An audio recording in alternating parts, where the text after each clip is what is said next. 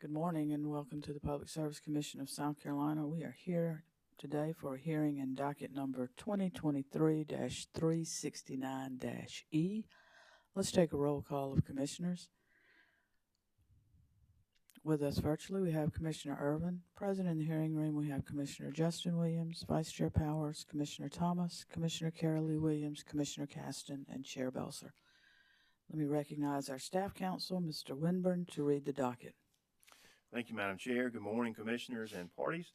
We're here today for the proceeding in docket number 2023-369E regarding South Carolina Code Annotated Section 583760, independent study to evaluate the integration of renewable energy and emerging energy technologies into the electric grid for the public interest. The proceeding has been scheduled for today, February 21st, 2024 at 10 a.m.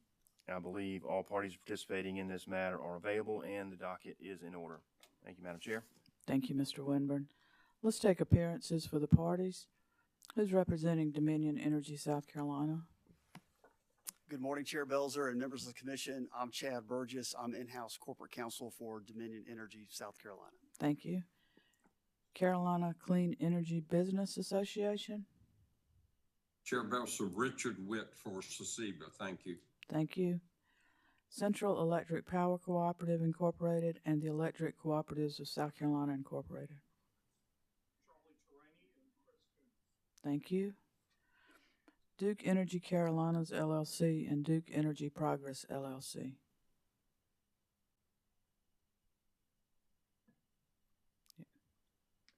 There you go. Thanks, Will. Good morning, Chair Belser, Vice Chair Powers, members of the commission. My name is Katie Brown. I'm in-house corporate counsel for Duke Energy Carolinas and Duke Energy Progress. Here with me this morning is Will Middleton from the law firm Baker Donaldson. Thank you. South Carolina Public Service Authority, who we may probably refer to as Santee Cooper. Yes, ma'am. Good morning, Chair Belser, members of the commission. Megan Driggers, in-house counsel with Santee Cooper, and Steve Pelcher. Thank you. Yes, ma'am. Walmart Incorporated. Good morning, Chair Belser. This is Stephanie Eaton. I'm here on behalf of Walmart. Thank you. Thank you. Office of Regulatory Staff. Good morning, Madam Chair and Commissioners. Chad Torrey on behalf of ORS. Thank you. Are there any preliminary matters we need to take up before we begin with witnesses? Ladies and gentlemen, council, I would just remind you that we need for you to speak into a microphone. I want you to be comfortable. If you're comfortable seated, you may stay seated. Just be sure and talk into a microphone. If you, as most attorneys are, accustomed to standing when addressing a witness or the tribunal, you can go to either podium on either side. Just be sure and turn the microphone on. It is very important that we all hear you. So, with that instruction, I have listed first Dominion Energy South Carolina. If you'd like to present your witness, please. Dominion Energy South Carolina calls Pandalise Xanthakos to the stand.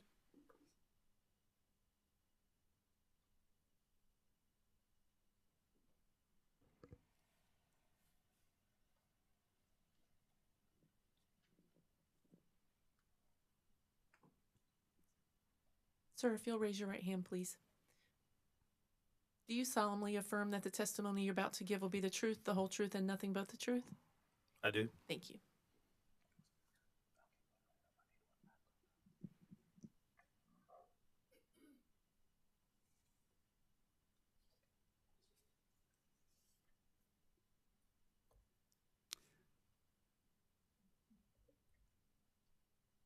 Mr. Xanthakos, if you'll push that button there on your microphone.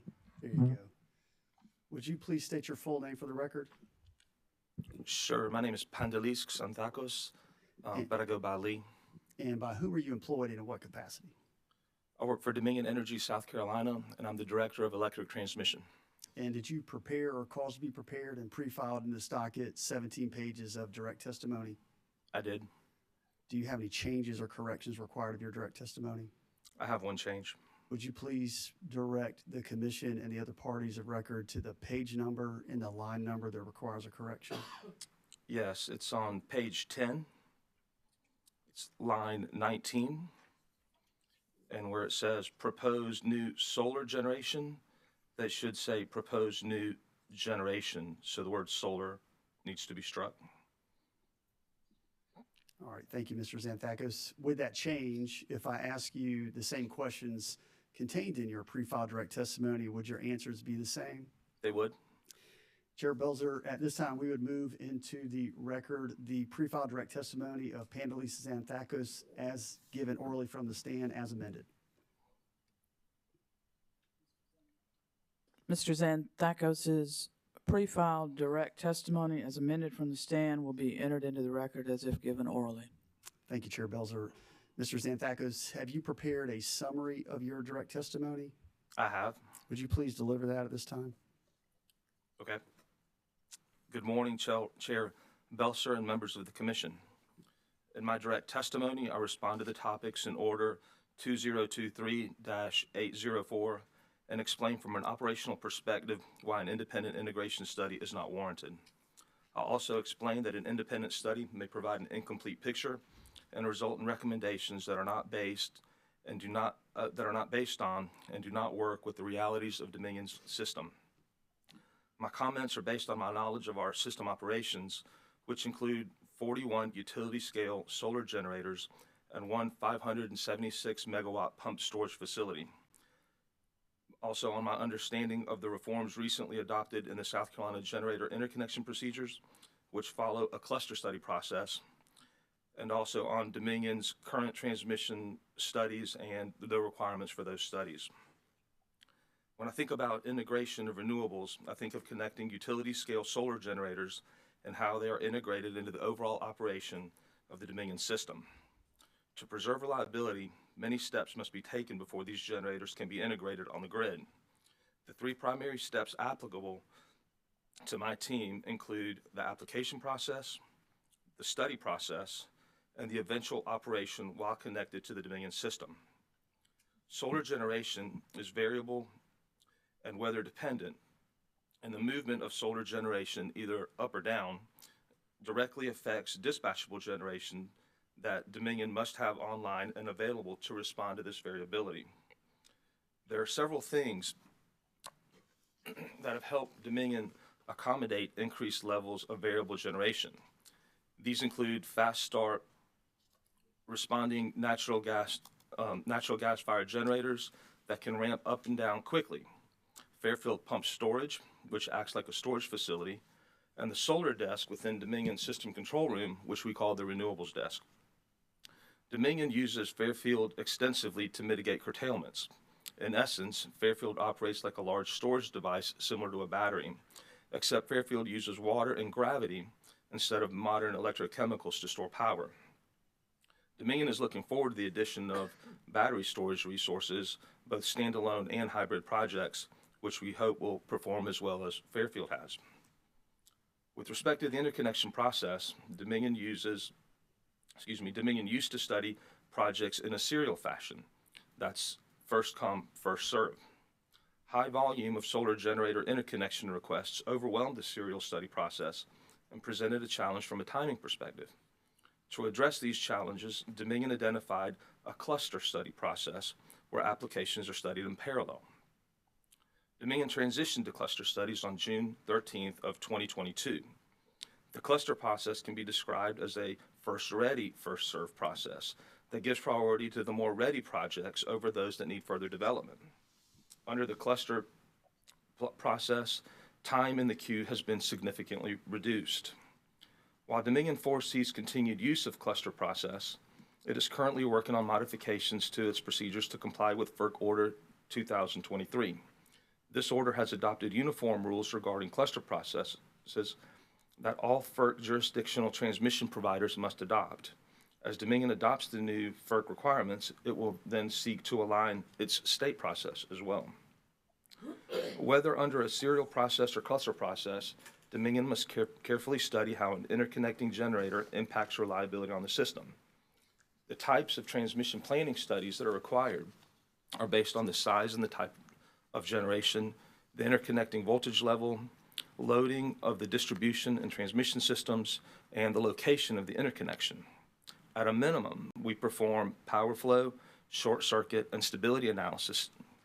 Additional studies such as voltage flicker, protection coordination, and islanding, as well as others, may be needed. Outside of the generator interconnection process, Dominion conducts transmission impact analysis, or TIAs, and participates in the Eastern Interconnection Planning Collaborative, which has conducted various transmission studies related to the effects of integrating generation resources, which include renewables. These studies are highly technical engineering studies that require not only expertise with the tools used, but more importantly, an extensive knowledge of the transmission system. This includes understanding of where the pinch points are in the system, where the load growth is now and in the future, how the system behaves following contingencies, and how the system interacts with neighboring utilities. TIA studies take months to complete and involve many iterations of possible transmission projects to be evaluated by Dominion and other utilities to estimate which projects would be the most beneficial and cost-effective. As it relates specifically to the need of an integration study, renewables continue to apply and interconnect to our system, so Dominion does not believe there is a need for an integration study. Moreover, Dominion believes such a study would come at substantial cost and provide little in the way of meaningful results. The initial challenge will be defining the scope of the study with sufficient detail and precision so that a third party will have a clear understanding of the analysis required. Even for Dominion-specific studies, we have found it challenging at times to provide our consultants with such a clear and defined scope. We have also found that these types of studies require regular, which could mean weekly or biweekly meetings with the consultant to answer system-specific questions and to make sure that they remain on track. This problem will be magnified because the topic of integrating renewables is so broad, and to the extent the utilities are not the ones commissioning the study. Furthermore, each company system has unique characteristics and complexities that must be considered, and any study would require intimate understanding of each. Because of the complexities of these studies and the detailed system knowledge required, a generic integration study is unlikely to provide any additional insight. Finally, any such study would be expensive and would likely not provide a roadmap or a list of actionable recommendations. Given the issues above, Dominion believes it is premature to address these additional questions at this time. If, however, after reviewing the information, the Commission would like to go forward with an integration study, these questions should be answered. Dominion will need more details, context, and the specific scope of the study, and identify deliverables to provide meaningful comments on this topic. This concludes my summary.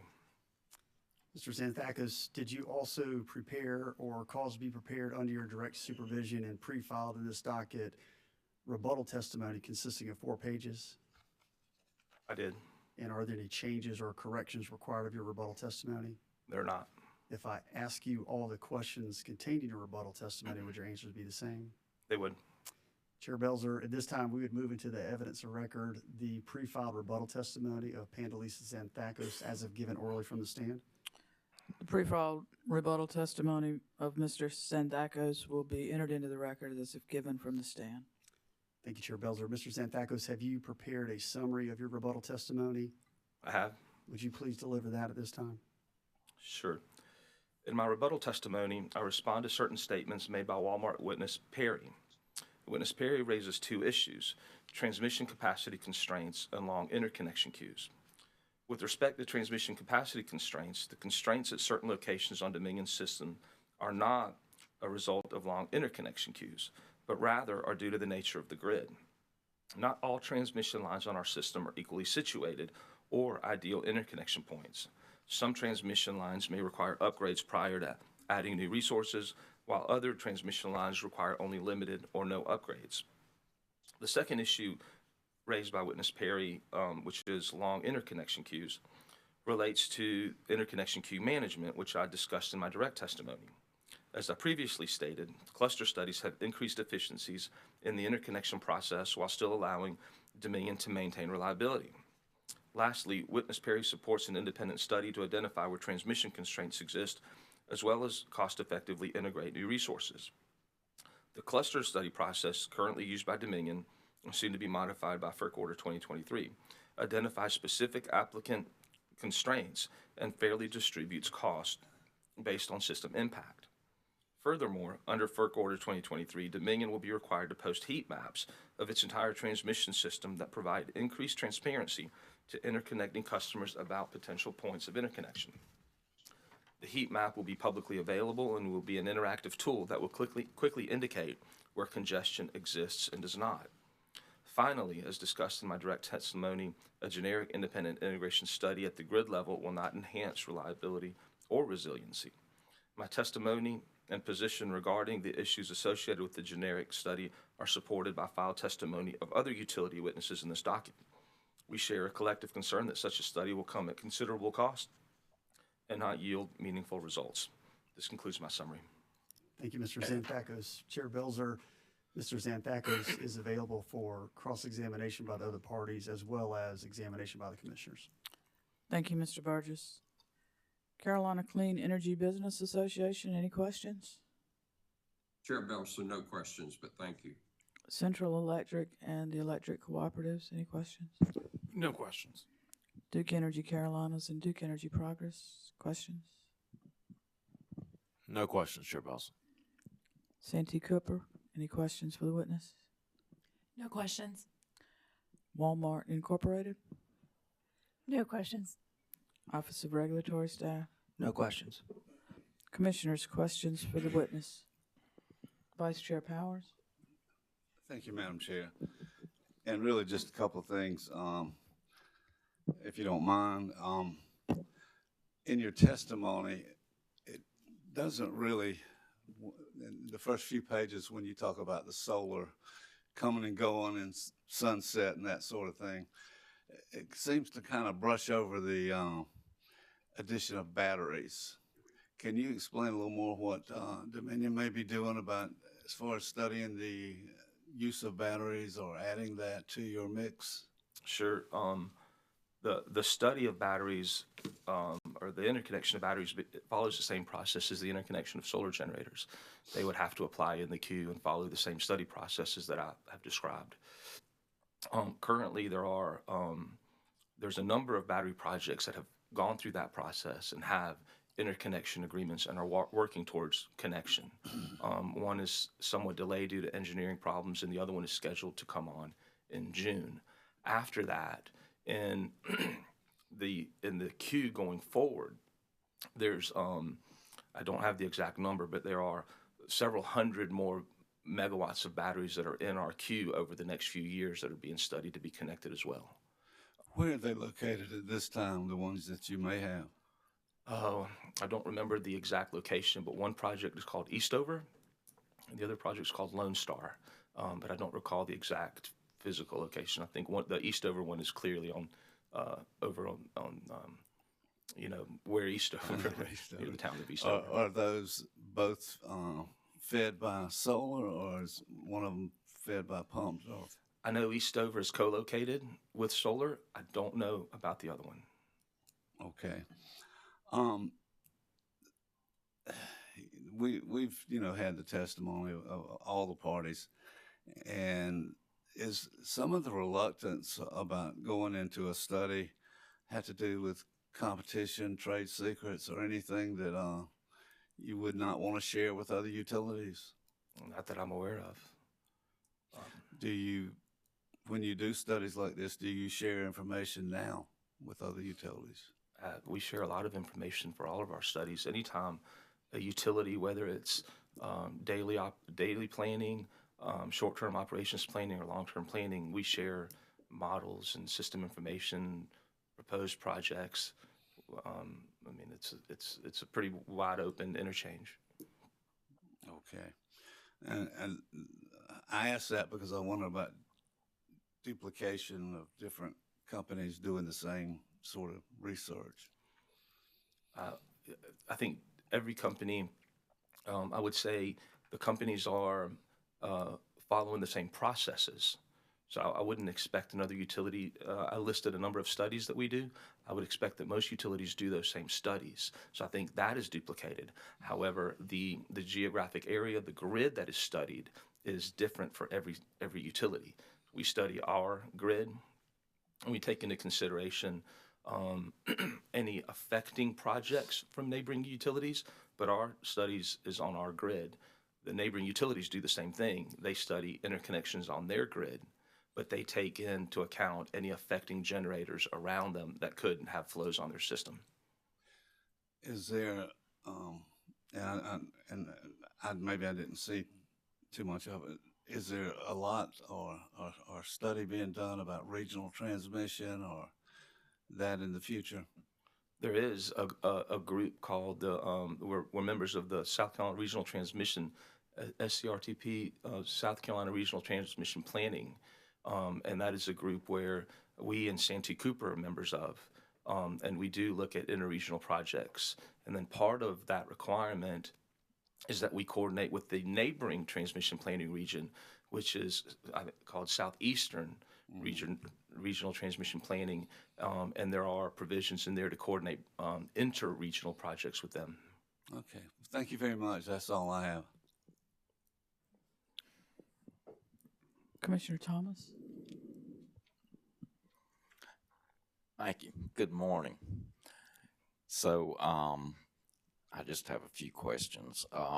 First off, if offshore wind were developed off of the South Carolina coast, do we know whose balancing area authority that would fall under? Well, I think it would depend on which, no, I think the answer is no, we don't know. But I think the answer would be depending on who's building it and what queue they apply to interconnect with. So a developer of generation, regardless of the fuel source, in that situation could apply on the Dominion transmission system, or probably Santee Cooper's transmission system. And depending on the exact location of that facility, would have to pull some underground transmission lines into that balancing area. But I think the simple answer to your question right now is, without more information, I don't think we can answer that question.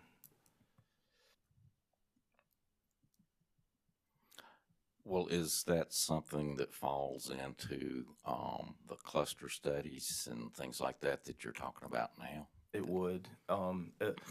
Any generator, regardless of the fuel type, and your question, that would be wind, to interconnect to one of the balancing areas, would have to go into the queue of that balancing area and studied in their cluster process.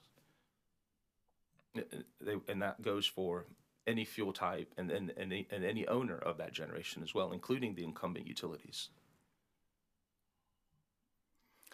All right. So if an independent consultant were hired and the independent consultant were directed to pull all of the studies together that all of the balancing area authorities have completed, not ask for new information, but to pull all of those studies together so that they would all be in one place, would that be duplicative, create more work? I think it would absolutely be duplicative. The vast majority of interconnecting projects, really the upgrades necessary for those, are in that general area of where they're trying to connect. And so studying across three balancing areas, especially the size of these areas, I don't think would change the local constraints that are on the particular line that a generator wants to connect to. Well, I was really thinking more about just getting all of the information in one place, not asking for more studies, but the studies that each of the balancing area authorities have done, just getting all of that in one place. Yeah, I would say, I see where you're going with that. I think it's more complicated than it seems, because going back to my testimony, each of these areas know the details of their system. We all have different policies as far as we have different assumptions, is what I should say, that go into the studies that are related to our specific systems. And so I think doing a generic study for the whole area is, I don't think it would get you any different results. And I think actually it might provide some unintended consequences when a general assumption is used for all three areas, when in fact it should be three different assumptions, inputs That's what I mean by assumptions to the models for each of the areas. Okay. I guess I'm just trying to understand. I mean, like you say, there've been many studies conducted by your company and other companies, and you have made your assumptions. Other companies have made their assumptions. All I'm talking about is just getting them all together in one place, not somebody trying to use somebody else's assumptions or anything like that. Do you think there could be any benefit or value of doing that? I'm sorry, I don't think that there is a benefit or value. And even if you were to do that once, the cluster study process starts every year. There's an open window every year. So even if you did it once, would you do it again next year and the year after that and the year after that? And models build on each other. So the output of last year's models go into this year's models. So I think it's more complicated than it seems.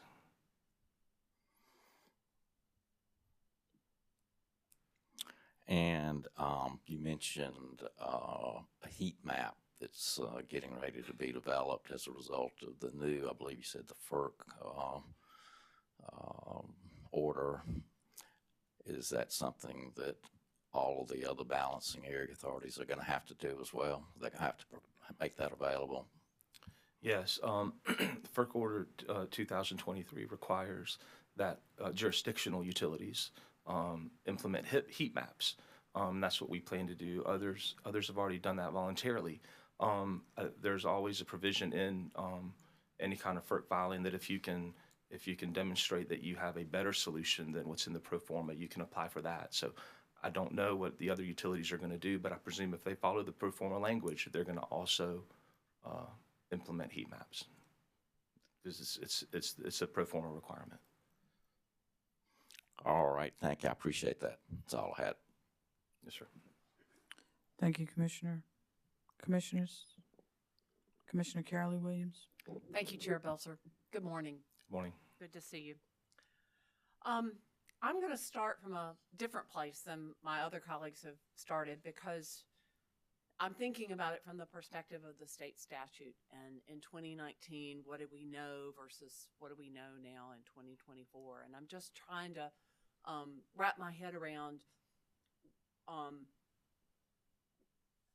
less why this was there in 2019, but what has changed over that time frame that might be relevant to the testimony that you're offering.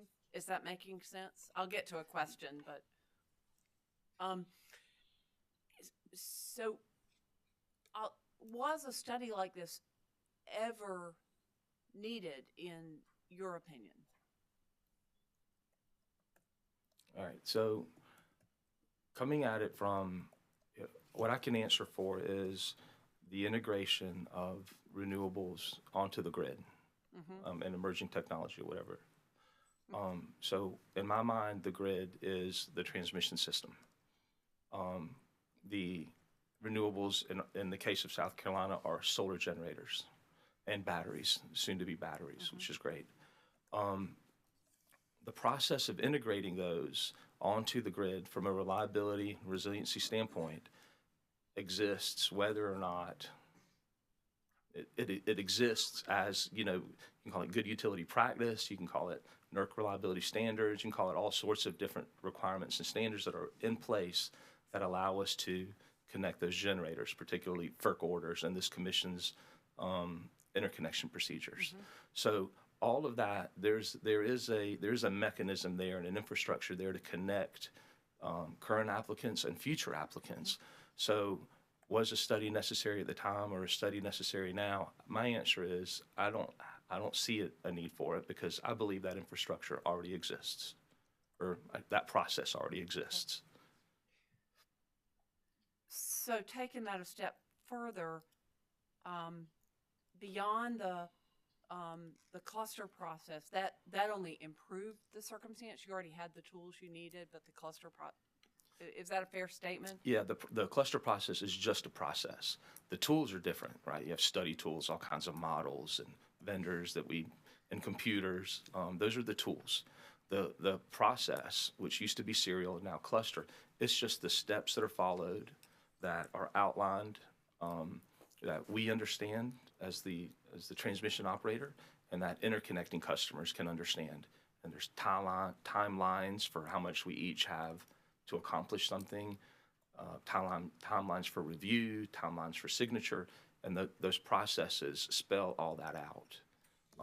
The previous serial interconnection process was put in place in like the late 1990s, and it's been in place for a long time. It was overwhelmed by applications.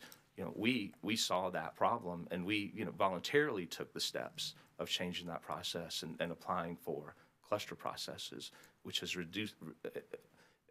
significantly reduced that time. So we didn't need a study to do that. You know, we did that because we saw that there was an improvement we could make, and I think we'll continue to make those improvements when they present themselves. Okay. I hope that answers your question. Does pursuing alternative baseload change the need at all? I don't know what you mean by that. Having more constant baseload generation, does that take less pressure off the need for a study like this? Does it take less pressure off the grid? No, I don't think it changes the need for the study. I do think having recognizing that the variability of solar has changed how we operate the grid. Right. Recognizing the importance of Fairfield, as I mentioned here, to capture that daytime power and generate with it at night, which is what batteries would do as well. And then recognizing the importance of replacing old simple cycle turbines or older coal facilities with new quick start, agile, modern combined cycle facilities or combustion turbines. I think we recognize that would be an improvement, allow for improvement in how the grid is operated. But the company's already moving towards everything I've just mentioned. But it doesn't impact whether it was ever valuable to institute such a integration study. I'm not sure I understand that question. I think The studies we do are based on reliability, resiliency, and a lot of our studies, especially from an interconnection standpoint, are reactive to applications that come in. Mm-hmm. I'm just thinking with more baseload or changing the baseload, does that mean that you have more reliability, so you have less generation to kind of be concerned about the variability, and does that influence this particular study? No, yeah, it doesn't. Okay. I mean, it doesn't influence the study, but having, what I would say is that when it comes to baseload, replacing, at the time the engineers built the generators that we depend on now, they couldn't have imagined what we're dealing with today, right? And so now recognizing that we have this variability, building a new baseload that complements solar would definitely make it easier to operate the grid. But that. Understood. What is an emerging energy technology? You've kind of touched on that a little bit, but.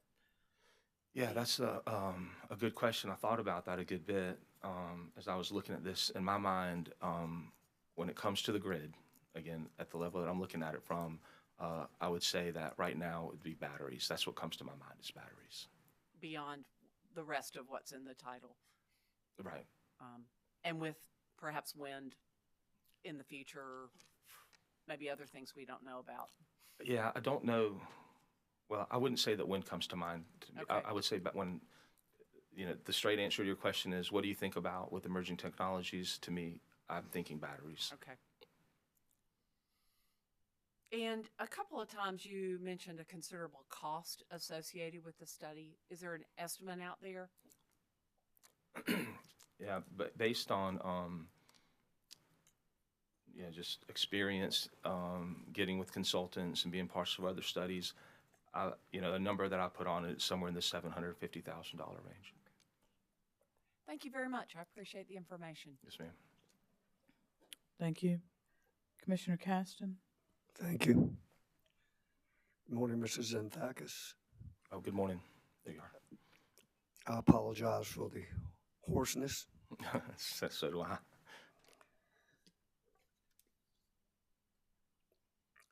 Do you participate in developing and issuing requests for third-party studies?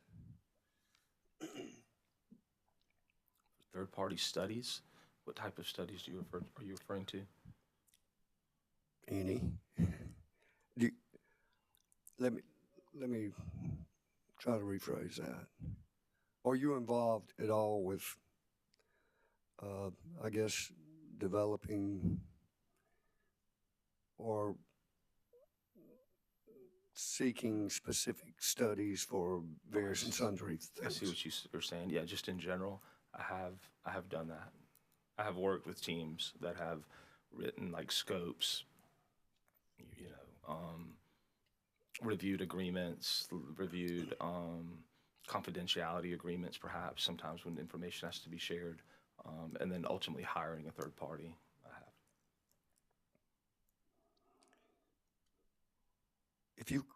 If you contact multiple consultants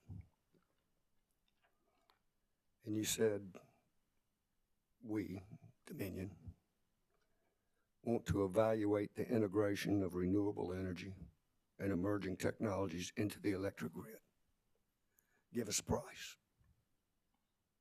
Could they do that? No, sir.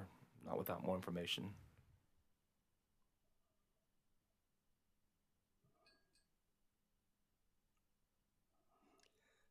So, let me ask this. To determine accurate pricing or whatever, a clearly defined scope is required. Would you agree? Yes.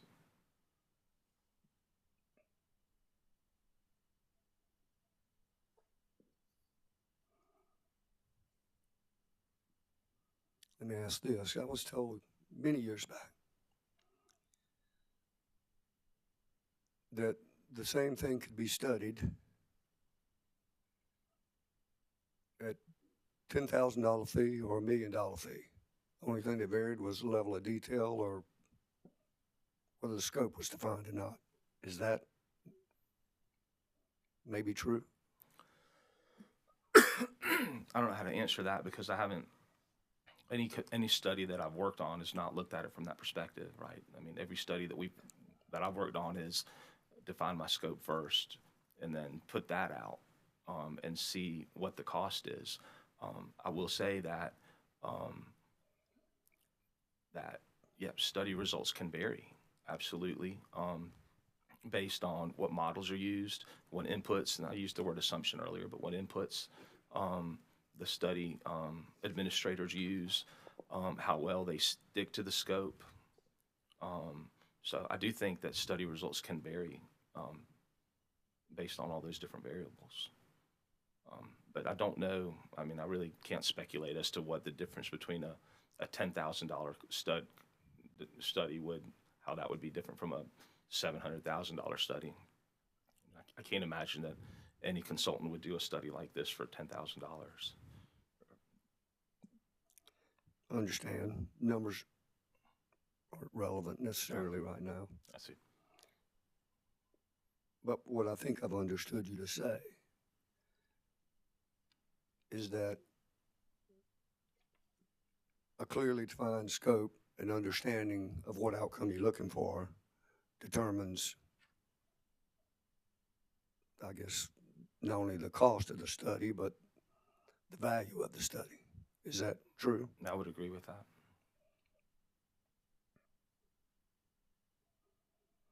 Final question, because, looking at the various testimonies.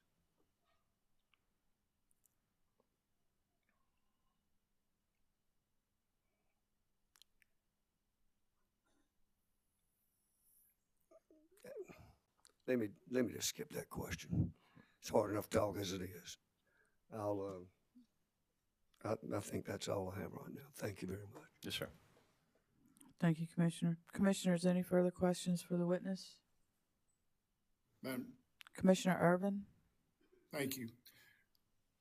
Good morning. How are you today? Good morning. In following your recommendation, do you think that your recommendation would benefit ratepayers in the sense that you would get a better outcome and a better product? Can you answer that? And are you referring to my recommendation to not conduct a study? No. Let me back up just a minute. What specifically is your recommendation? If you can kind of state it in simple terms, so that I make sure that I understand what you're recommending. I suppose it's more of a comment, and that is that any kind of additional integration study, the way it's written in the regulation, is not necessary. Okay, and why would you deem it unnecessary? Well, it talks about the integration of renewables and emerging technologies onto the grid, and what I've tried to show in my testimony is that we have quite a large number of renewables interconnected currently to the point where we're curtailing them, and we also have thousands of megawatts in queue that are proposing to interconnect. And so I don't think there's a shortage of renewable generation in the process of connecting now, and that includes both a very large number of solar projects and battery projects. And so I believe it's already happening. So I don't see a reason to study it. So do you think you have all the information that Dominion would need to make reasonable and prudent steps toward integration without any specific study? I do believe that. Okay. Is that based on Dominion's experience in this jurisdiction and other jurisdictions? Well, it's based on, I can only speak for Dominion, and at the risk of repeating myself, it's based on, my knowledge of what we have in our queue that's that's applying to connect, and the volume that is currently connected. And you're still doing cluster evaluations, right? What kind of evaluations? Clustering. Yes, sir. That's the current process we use. It's called. And that seems to be working well. Yes, sir. It is. Do you think it serves your customers and ratepayers well to continue that process? I absolutely do. Okay, thank you. No further questions. Yes, sir. Good morning, Mr. Xanthakis. I just want to follow up on a response you gave to Commissioner Irvin just now. He asked about, or you mentioned that there's not a shortage of renewable generation to connect, and that's my paraphrasing of what I think you said. Is that correct? Yes, ma'am. Okay. Is the purpose of this study that's in the statute, does it have more than one purpose? And by that, not only interconnecting renewables and emerging technologies, but perhaps to do them quicker or faster? And I'd just like your thoughts on that. If you don't mind. I don't have the statute in front of me, but let's assume that's in there. The faster or quicker is not in there. I will assure you that. Okay, wonderful. But that's fine. I'm just asking. I understand. Would such a study help get these technologies online? Here's how I would answer that. There's a couple of ways. One is I mentioned the Eastern EIPC, Eastern Interconnection Planning Collaborative, is made up of all the transmission planners on the Eastern Interconnection. It includes MISO, PJM, large RTOs, small companies that most people have never heard of, Power South in Alabama, for example. We interact with all those companies. And so we know that from an interconnection standpoint, they've historically used serial processes that I've described, and some of them have converted to the cluster process. We saw the benefit in that to speed up the process, so we went to cluster studies. So we went from, I don't know, many years, 6, 7 years to interconnect to the completion of an interconnection request. It's down to about 20 months right now. It seems like a long time still, but it's an enormous improvement over what we had before. I've mentioned Order 2023 several times from the FERC. They further shortened that process down to about 15 months. And so, given the fact that every transmission planner, jurisdictional transmission planner in North America is going to go to this 15-month schedule that I've described, that we interact with all these other transmission planning authorities. In those two, I'm not aware of a faster process to connect solar generators, and I don't think that a consultant hired by us would be able to come up with something just because we commissioned a study. I believe if there was a quicker process, I don't think a consultant would wait until they're hired. I think they would introduce it to the industry and be famous for speeding up this process that everybody is struggling with. So that's why I don't think that this study would speed up the interconnection process. And I'm sorry if I babbled there for a minute. No, that's fine. It was just a thought that occurred to me when you were answering. And in your testimony, you mentioned a 2022, I think you may have called it a transitional cluster. And then you mentioned a 2023 cluster study. Yes, ma'am. And in response to another commissioner's questions, you mentioned that there's an open window every year. Yes, ma'am. So just kind of talk to me about the cluster study, how often it's conducted, and if you can clarify those 3 references to your testimony. Definitely. Both pre-filed and orally. I'll start with transition cluster. So we had a serial queue that had, I don't know, let's just say 100 applicants in it. We had to transition from that serial study process to a cluster process. So that first transition was a very unique process that was used one time to take those current applicants out of the serial process and put them into the cluster process. That's the transition. Okay. All right. After that process started, and eventual true first cluster process began a year later. 2023? In 2023. And this is where applicants, when they applied, immediately went into the cluster. They didn't go into a serial and then have to be transitioned. So that was our first year of actual transmission cluster applicants. And then when I say an open window, I think the actual term is something like application window. Every year, the cluster process repeats itself. And so I don't remember the exact dates, but let's say it's just for demonstration, let's just say the window is open from April till August. In that window, every year, applications can come in for that year's cluster study. So if my days are right, which they're probably off by a month or 2, this April will open an application window for the next group of generators to apply to be studied in the what would be called the 2024 cluster. Okay. You see? That helps. Thank you. Yes, ma'am. Now, you say they can apply. So what happened to the queue that was existing when it was a serial study? Are those applicants no longer available? They've been transformed. So the transition cluster, all those 100 that in my example, they each had a number 1 through 100, and that was their queue priority. Whichever of those wanted to transition went into the cluster, and that whole cluster received queue position 1.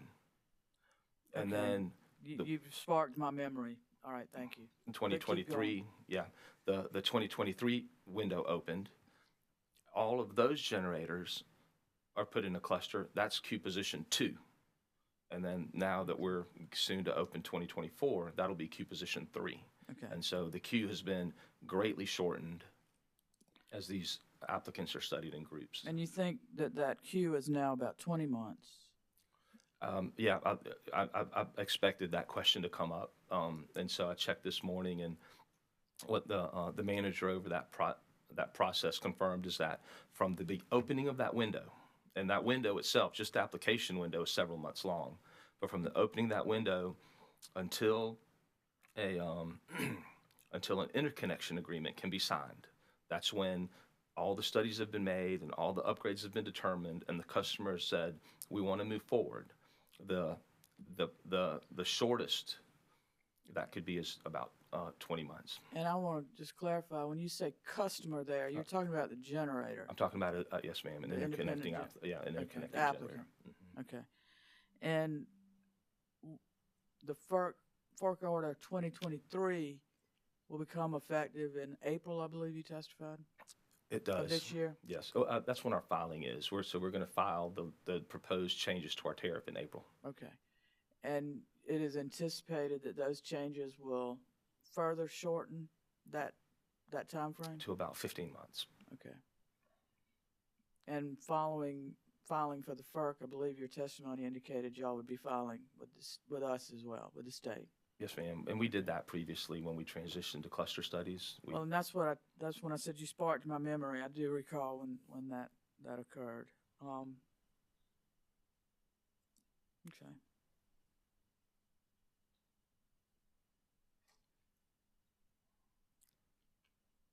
Thank you very much. Nothing further from me. Yes, Commissioners, anything further for the witness?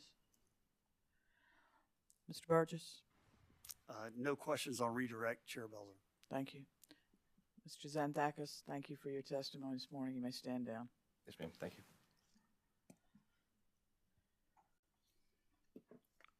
Sasiba, I don't believe you have witnesses. Is that correct? Chair Belso, that's correct. We are just monitoring this docket and looking forward to the commission's decision. Thank you.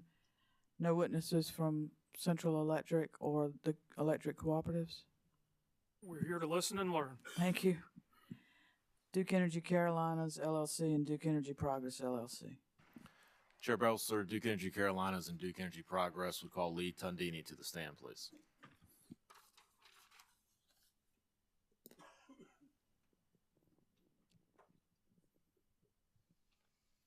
If you'll raise your right hand, please. Do you solemnly affirm that the testimony you're about to give will be the truth, the whole truth, and nothing but the truth?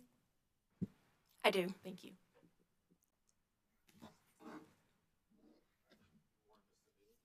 Morning. Can you hear me now?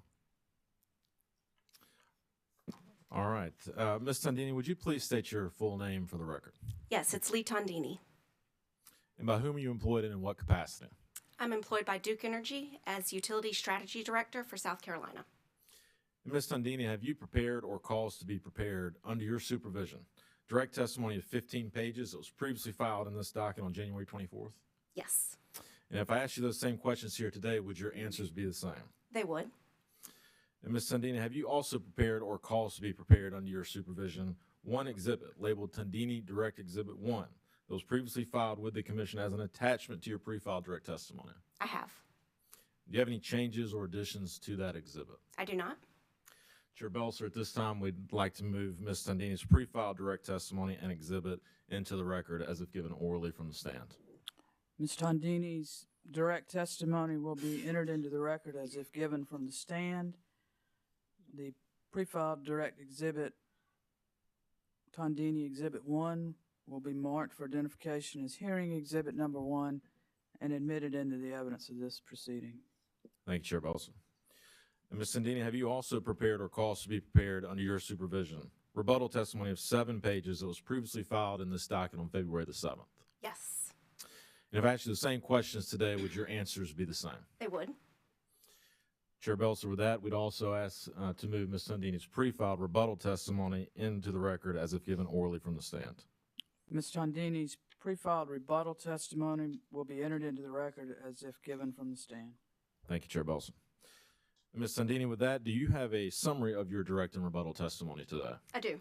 Would you please give that summary at this time? Yes, sir. Good morning, Chair Belser and members of the Commission.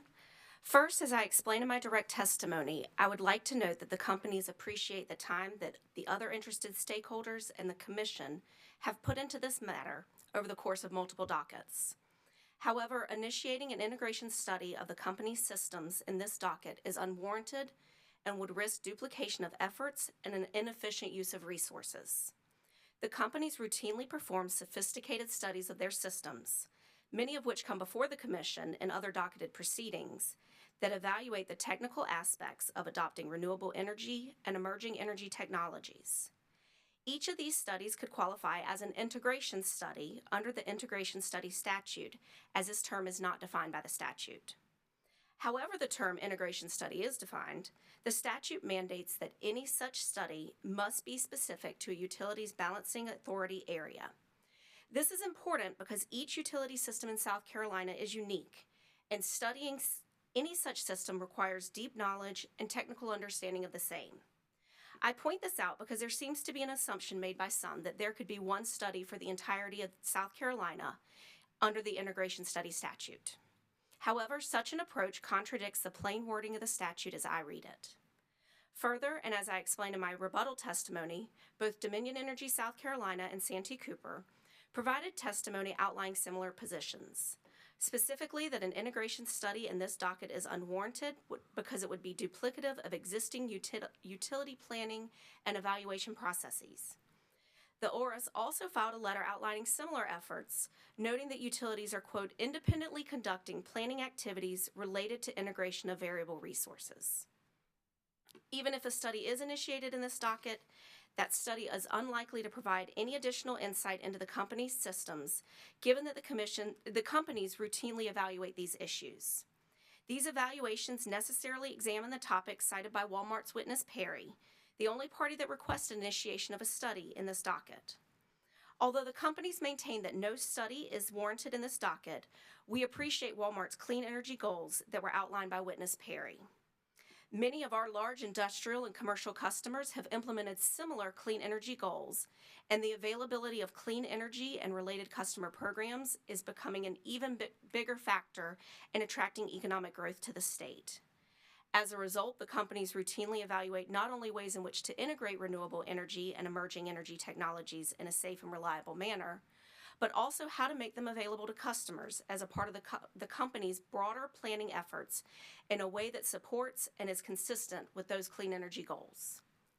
In short, the companies do not see a predicate need for an integration study in this docket, particularly considering the passage of time since the Integration Study Statute was enacted pursuant to Act 62 in 2019, and the substantial activity which has occurred since then on renewable energy and emerging energy technologies.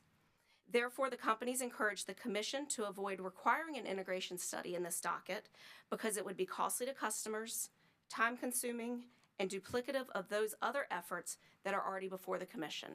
This concludes a summary of my testimony. Thank you, Ms. Tondini. Chair Belser, at this time, Ms. Tondini is available for cross-examination by the other parties and questions from the Commission. Thank you. Thank you, Mr. Middleton. Dominion Energy, South Carolina. No questions. Clean Energy Business Association. Chair Belson, no questions, but thank you. Central Electric Power Cooperative, Electric Cooperatives of South Carolina. No questions. Duke, South Carolina Public Service Authority. No questions. Walmart. No questions. Office of Regulatory Staff. No questions. Commissioners, questions for the witness. Commissioner Thomas. Thank you. Good morning. Good morning.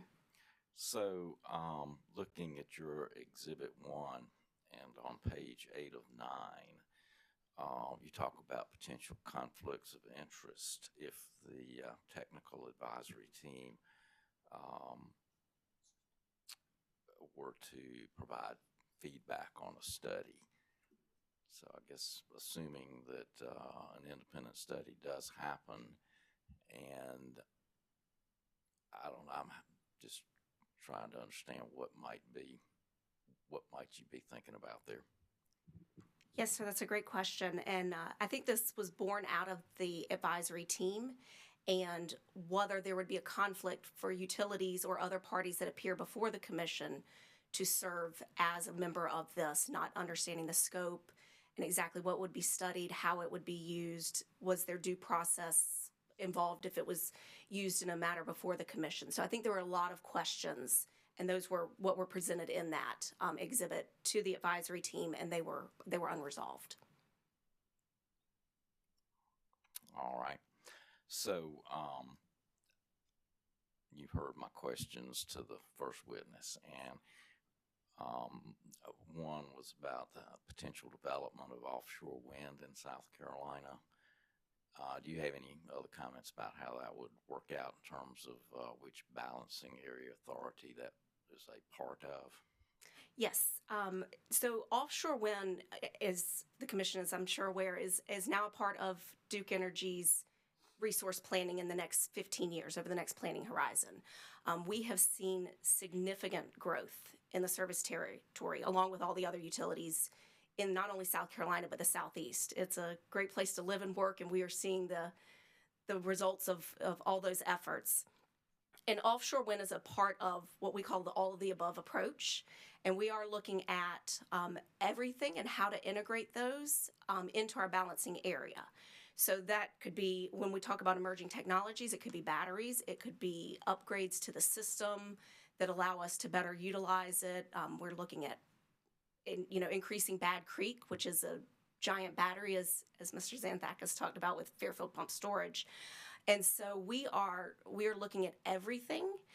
So if Duke Energy were to build it and integrate it into our system, it would be in our balancing area. So I agree. I think it would depend on where it's being constructed, but we are looking at that as an all of the above approach, because we need a lot of electricity in a very short period of time. And so again, back to my question for the first witness in connection with if an independent consultant were hired and the purpose was to bring all of the study information together that the companies are already doing, do you see that as being of value, or do you see that as being duplicative work and more expense? What are your thoughts on that? My concern is that it would be duplicative. We have this information out in the public arena, whether it be in a docketed matter. We talk about heat maps. We call them different things, but we have distributed generation resources posted online. We will be updating those shortly, and again with the FERC 2023 order, there will be even more information out there for customers, which I think is a lot of what people are asking for. How's the best way to integrate these resources quickly, safely, and at the least cost to customers while maintaining reliability? And so we are studying that. I think that's incredibly, incredibly important. And at Duke Energy, we are studying that. We study it extensively. And so even if it wasn't creating something new, we are putting the results of those studies out in the public forum. So my concern is that it would be duplicative and costly. Okay, thank you. That's all I have. Thank you. Thank you. Commissioners, further questions for the witness? Commissioner Caston. Thank you, Madam Chair. Good morning, Ms. Good morning. Dundee. I think what I read and what I heard you say earlier in your testimony, your contention is if the integration study is based on the balancing areas, any study would not be a statewide study of the electric grid. Is this a fair summary of your contention? It is. When we look at the balancing areas, Duke Energy is unique. We're a dual state system. And so we cross state lines. Electrons don't know, where the border is. So our system is very different than some of the other utilities in the state. Our generating assets are different. We have a significant portion of nuclear. We're using batteries right now. We have Bad Creek. We have a significant amount of solar.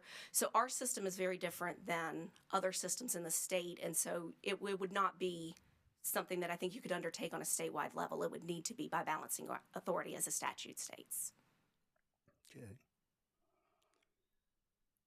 And if I understand your written testimony and what I think I've heard you say this morning, is the scope of this study would be difficult to define. Is that correct? Yes, sir. I think even between Mr. Xanthakis and I, you can see that there's not even a definition of an integration study. He was speaking significantly to cluster studies and integrating them into the grid when people are ready to build. We're also looking at, for example, with electric vehicles, we're seeing significant growth in that area. And the first thought that people have is you have to build a lot more generating assets to meet that load. That may not be true. We are studying where to best position these chargers. What kind of programs can we put out there that incentivize our customers to charge at 2 in the morning when demand is lower? Are there voltage changes that we can make to the system? So for us, that's an integration. It's an integration study. We look at integrating offshore wind. We look at it on the customer side. We look at the utility side. There's so many different ways to skin the cat that I think that's why the team struggled with setting a scope of what is an integration study, because there's so many different facets to it. Okay. So what I think I'm hearing is, well, let me ask the question. Do you believe the company performs the appropriate studies relative to integration of renewables and emerging technologies? Yes, sir. I think we do. I think it's beneficial to our customers. It's beneficial to the state. It ensures reliability. It ensures resource adequacy, and it's cost effective for our customers, which is why I don't think in this docket a study is necessary. I definitely think studies are necessary, and we are performing those. A duplication of that is what I don't think is necessary. And I can't remember which question Commissioner asked this earlier relative to emerging technologies. Not a trick question, but what does that mean to you? What is emerging technology? It can mean a lot. I think batteries are the first thing that come to mind because we hear a lot about it, and it's a great resource. Emerging technologies can also be, as I said, changes to the grid that enable where you don't have to build additional generating assets. You could potentially upgrade voltage somewhere to take on this extra load. Emerging technologies can be DSMEE programs that incentivize customers to use their energy more efficiently, to use it at different times. The cheapest kilowatt hour is the one we don't have to generate. And so there are so many different things out there. This is an incredibly exciting time in this industry. And it's, again, I say all of the above, but we are looking at all of the above, our traditional generating assets as well as these emerging technologies. Okay. Can it mean things we haven't thought of yet? It could, yes.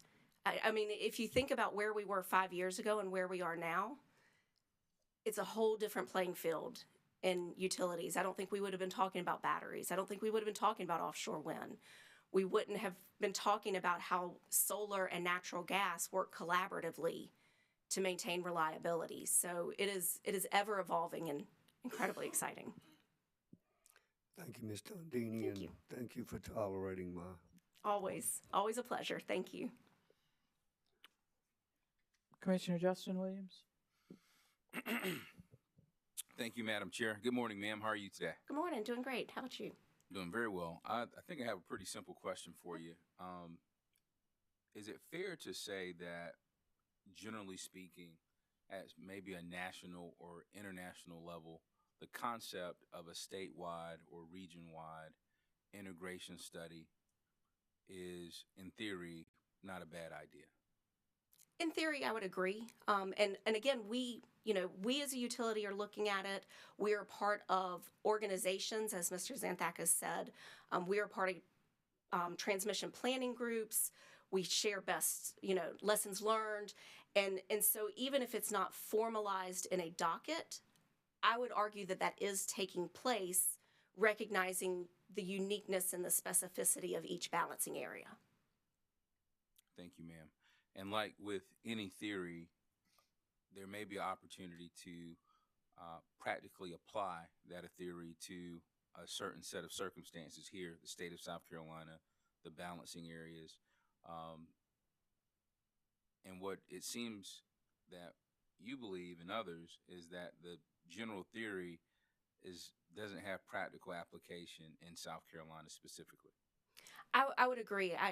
A couple of things. Number one, we are doing the studies, and so I would worry about additional cost to customers for duplication, and then just the practicality of the different balancing areas and how many studies that would need to be performed. Right. And so if I'm understanding you correctly, it's not that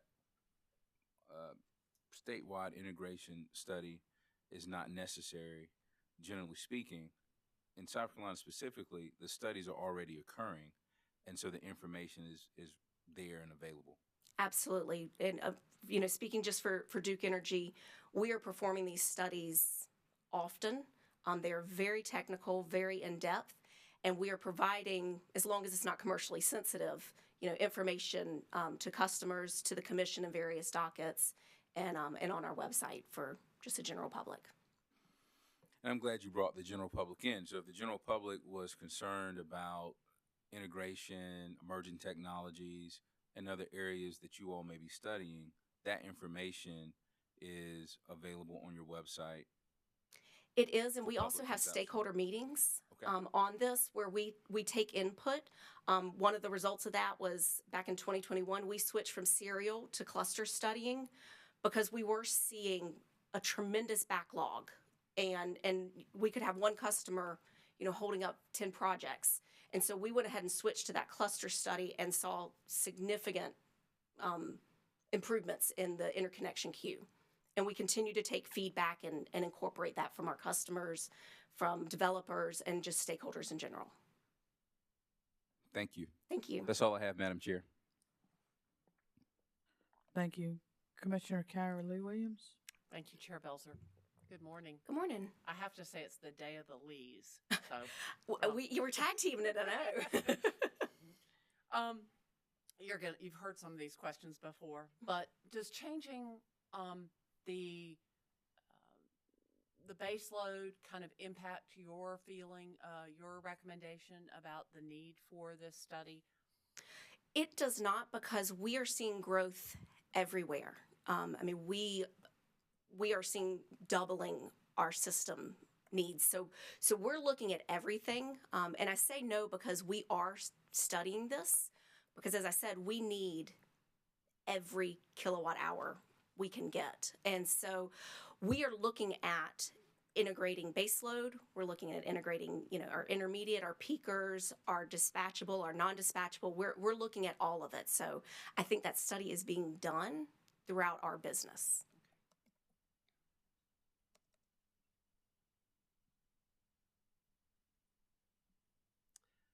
And you've talked about the cost. What do you think the cost would be if such a study were required? I do not know. I do know that when I was speaking with our experts, the ones who do these studies inside Duke Energy, I let them know what was appropriated, and they laughed me out of the room. So it seemed that it would not really scratch the surface. That's informative.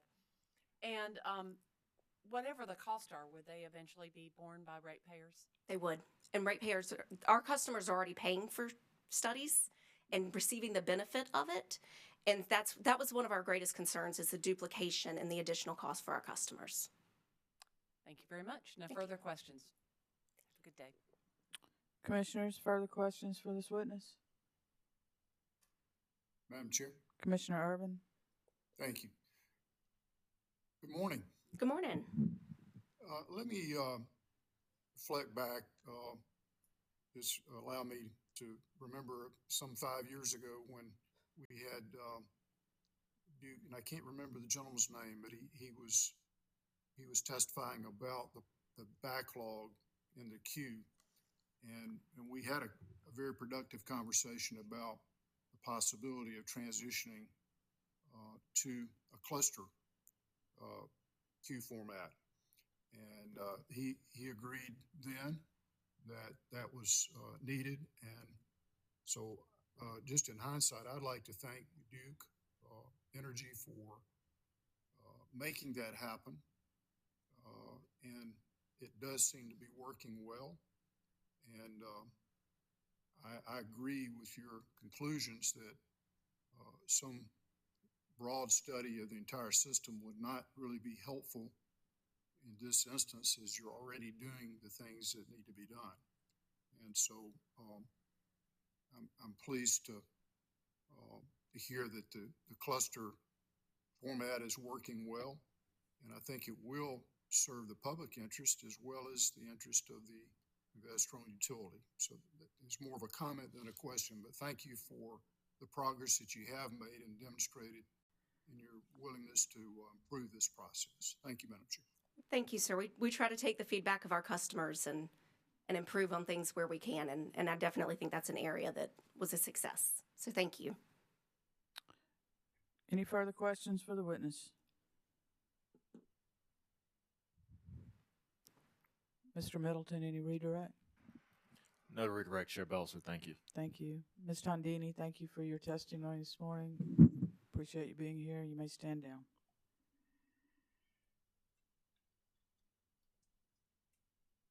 Public, let's see. Santee Cooper? Chair Belzer, Santee Cooper calls Mr. Christopher Wagner to the stand.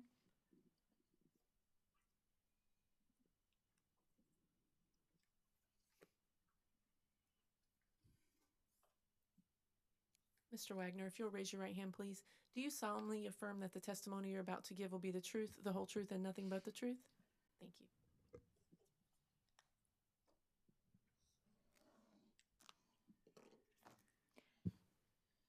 Mr. Wagner, please state your name for the record. Christopher Wagner. By whom are you employed and in what capacity? Santee Cooper as Director of Transmission Planning, Research, and Development. Have you prepared or caused to be prepared under your supervision 13 pages of direct testimony that was previously filed with the Commission in this docket on January 24th, 2024? I have. Do you have any changes or additions to your pre-filed direct testimony? I do not.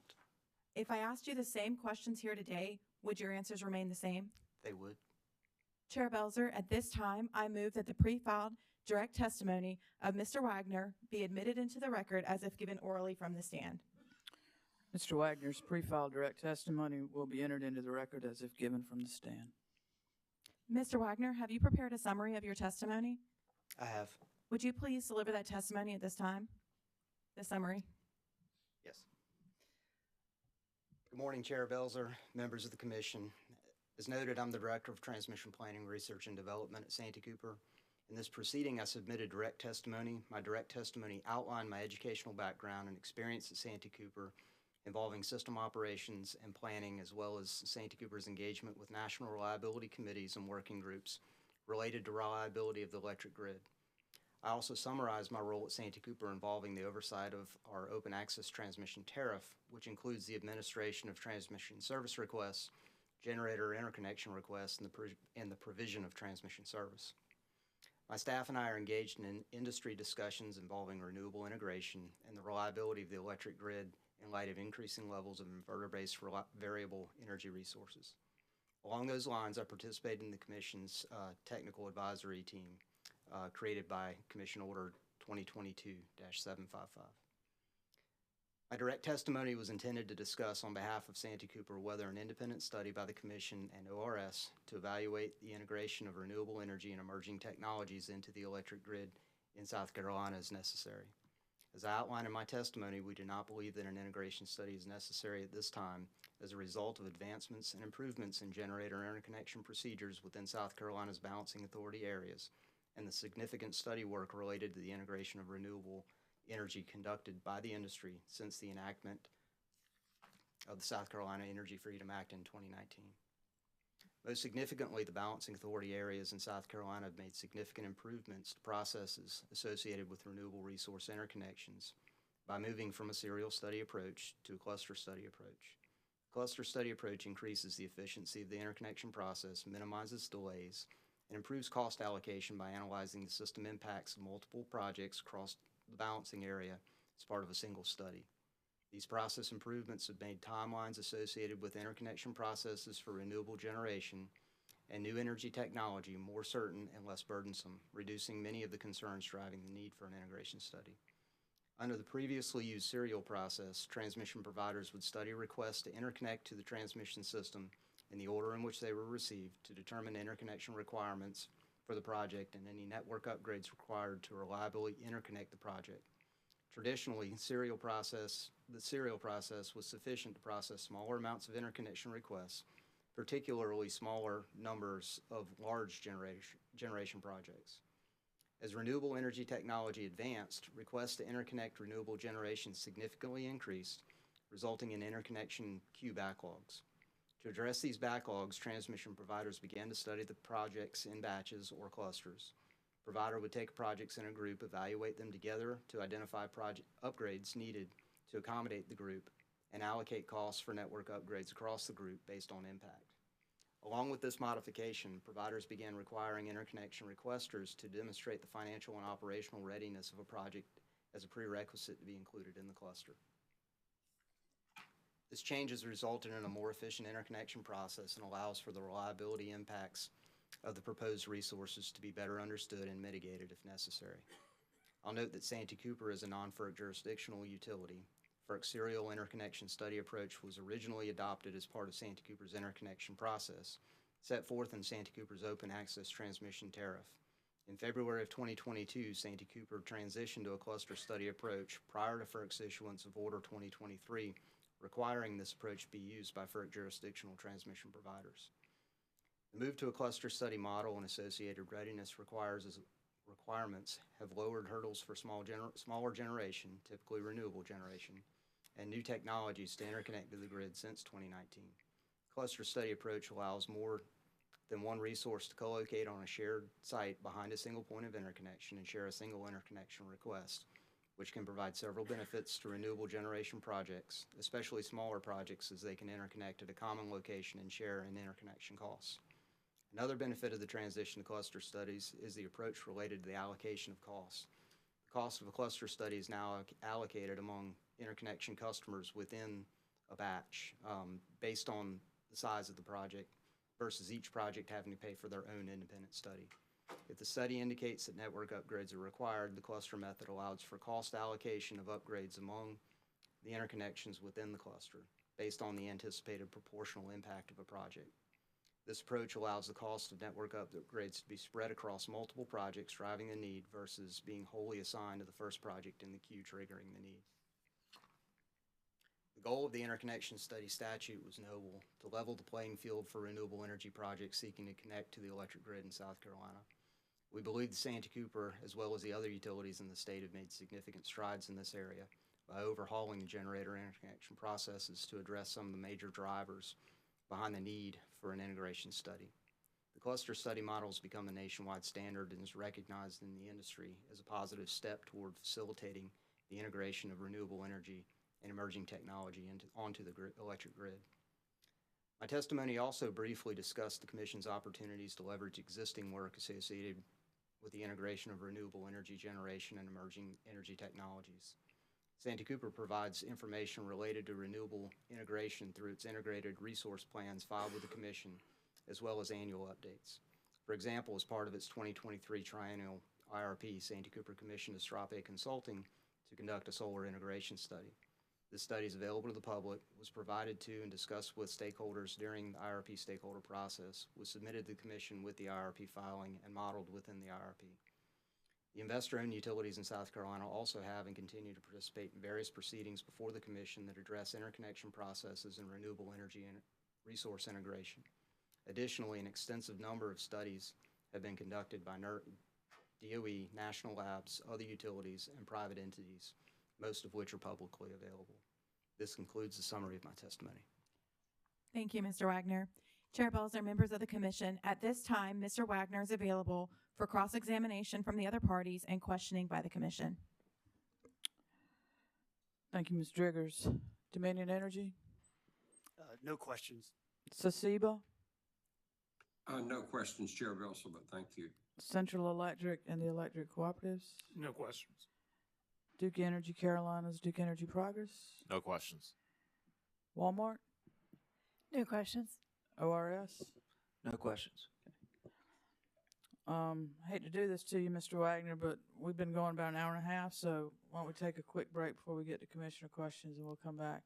You are under oath. I ask that you not discuss your testimony with anyone or allow it to be discussed in your presence. Yes, ma'am. Thank you. Thank you. Let's take about a 12-minute break and come back at 14-minute break. Come back at 11:40.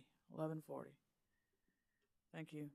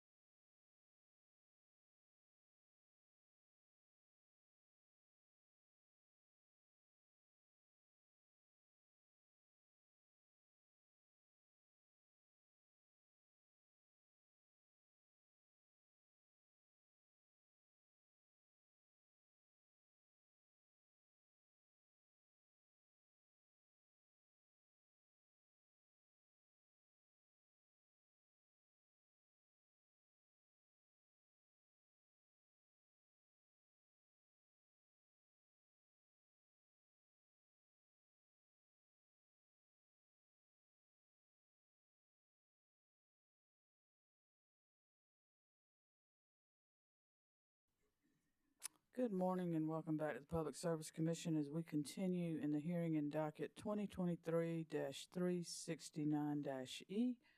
Let's take a roll call of commissioners. Present in the hearing room, we have Commissioner Justin Williams, Vice Chair Powers, Commissioner Thomas, Commissioner Carolee Williams, Commissioner Caston, and Chair Belser. And with us virtually, we have Commissioner Irvin. Santee Cooper's witness, Mr. Wagner, is on the stand, and we are now at Commissioner questions. Commissioners, questions for the witness. Commissioner Carolee Williams. Thank you, Chair Belser. Good to see you again, Mr. Wagner. Yes, ma'am. My questions you've heard before, so I'm going to start with something else just to say it's really been informative, and I'm sure it will be informative to have this kind of information before us because it's been a good learning experience. So thank you to everybody. Has it, from your perspective, have there been other changes beyond going to the cluster process that have that Santee Cooper is now using that you were not using at the time of the law's passage that has kind of made the study less valuable? I don't know that there's changes. I think that we're learning more, right? As we understand more about these emerging technologies, about how to integrate them onto our system, we're learning, we're studying them, and we're learning more, and we're adapting our processes as we it's an iterative thing, right? We learn, then we adjust, and then we move forward, and we do that over and over again, and we get better over time. And I think that's I don't think there's any one thing or certain specific things that I would point to. The move to the cluster certainly brought a lot of value to both the interconnection customers as well as the utilities. We get a lot of value in having a pool of resources that we can go to because, as the other witnesses have testified, that we have a need for energy resources in the near term. So there is mutual value in having a robust and efficient interconnection process. Thank you. And that just sort of leads to the next question in terms of the title that this was given in the statute. What do you consider an emerging energy technology? Like the other witnesses, batteries are certainly on the list. I take that a little further, even different battery chemistries. I mean, we put batteries into a single category a lot of times, but the different battery chemistries that are out there are, they operate differently. They need to be looked at differently.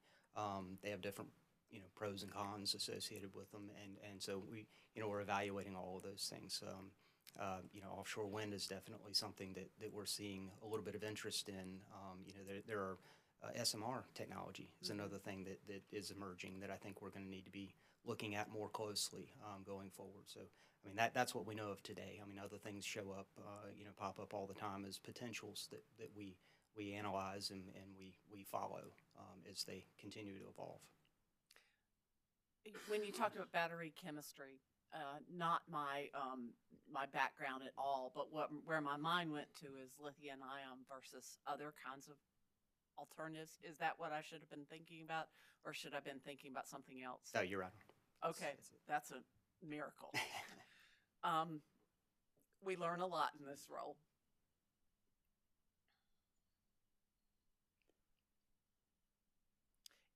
Is there any value in a high-level study beyond the balancing area? I realize that's not what, in my reading of it, what the law asks for, but we have talked about it today.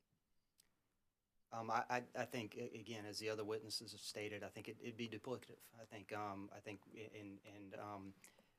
from a value perspective, I just don't see there being a lot of value for a study that duplicates a lot of what's going on already. I think you've heard some of the comments the other witnesses have made, and I'm in agreement with all of it.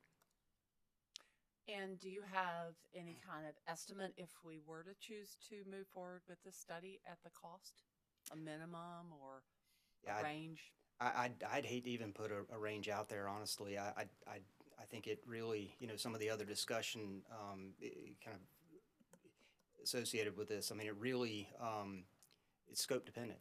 It's that, you know, the subject could be as broad as you want it to be or as detailed as you want it to be.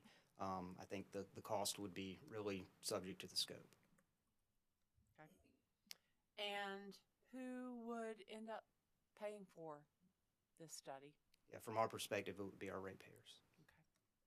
Thank you very much. Like I said, good to see you again. Commissioner Caston? Thank you, Madam Chair. Still good morning. Morning. On page 11 of your testimony, I was looking at lines 9 through 13, where you talk about, you know, maybe the goal of the integration study was, statute was noble. But starting on line 11, you state the significant driver behind the legislation has become obsolete because the balancing authorities in South Carolina independently and voluntarily modified their interconnection procedures. And I guess, you know, Commissioner Carolee Williams kind of asked this, but do you say that because, I guess, the time that's elapsed since Act 62, and I think I heard you say a lot of it's because of the learning process. Santee Cooper, not just a cluster study, but that combined with just time and learning. Is that correct?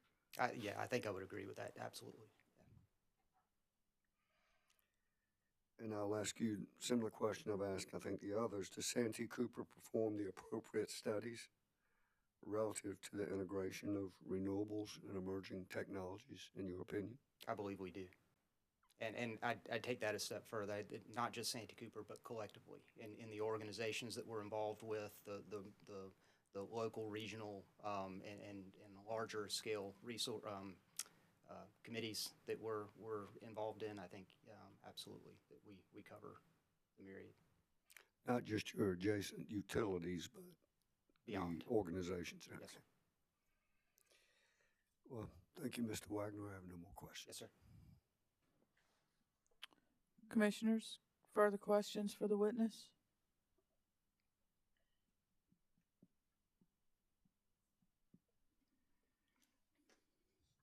Ms. Driggers, any redirect? No, ma'am, no redirect. Mr. Wagner, thank you for your testimony and for your appearance here today. You may stand down. Thank you.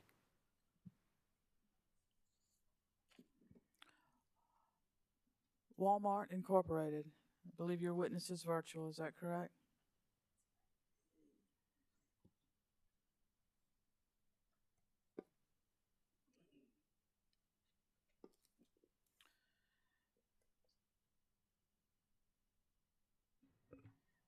Can you hear me okay?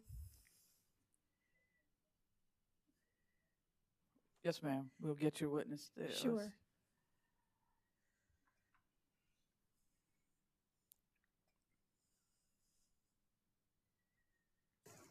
Ms. Perry, there you are. Good morning. Ms. Perry, Good morning. I'm going to ask you to raise your right hand, and I'm going to swear you in. Do you solemnly swear or affirm the testimony you're about to give will be the truth, the whole truth, and nothing but the truth? I do. Thank you. And would you state your name for the record, please?